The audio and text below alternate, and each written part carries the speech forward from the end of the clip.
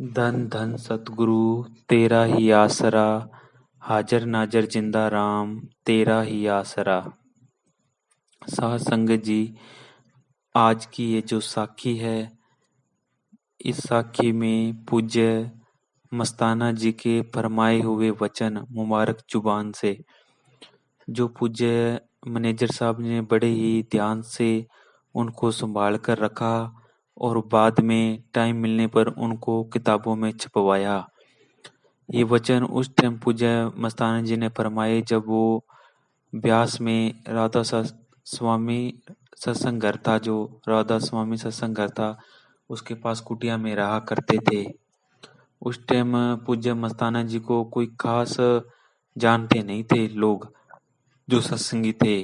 कई उन पर चिढ़ते भी थे, क्योंकि वो पूज्य मस्ताना जी जब भी महाराज हुजूर महाराज सच्चे पातशाह बाहर आते तो पूज्य मस्ताना जी उनको नाच कर कभी कैसे बहुत कुछ करया करते थे।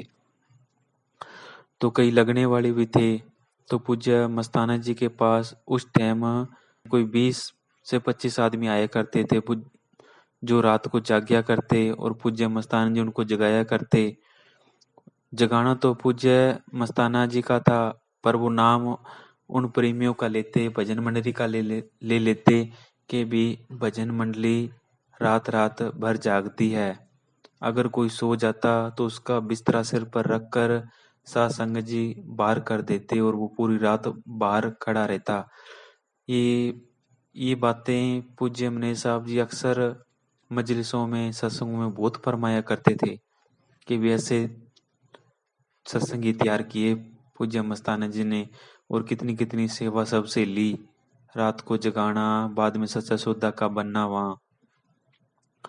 तो उन्होंने अलग अलग तरीके से प्रेम देते थे, किसी को नाच कर, किसी को भजन में बिठाकर, कोई मस्ती की बातें। कुटिया की मस्ती थी वो अलग ही थी।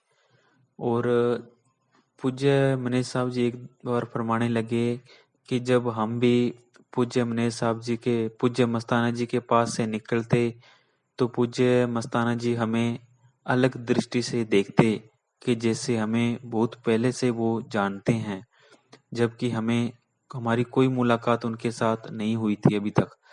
हम जब भी निकलते पूज्य मस्ताना जी के पास, 2-4 प्रेमी जरूर मतलब सतगुरु के बारे में बातें करते मिलते।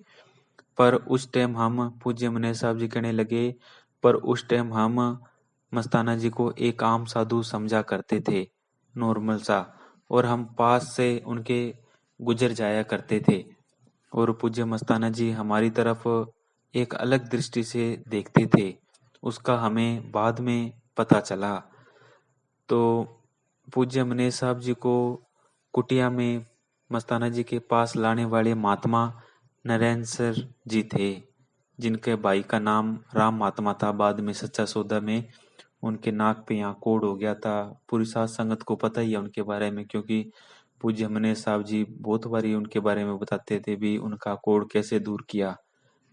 वो तो बेचारे अपनी आत्महत्या करने जा रहे थे, क्योंकि वो कोड़ हट ही नहीं रहा था। साध संगत जी, ऐसी कोई कर्मों का लेखा जोखा था जो उनके मतलब खत्म ही नहीं हो रहा था।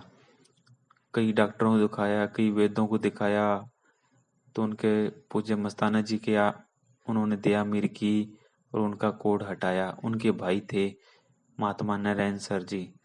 उन्होंने पूज्य मनीष साहब जी को वहां कुटिया में लेकर गए और फिर पूज्य मस्ताना जी के साथ उनका संबंध पड़ा और आने जाने लग गए।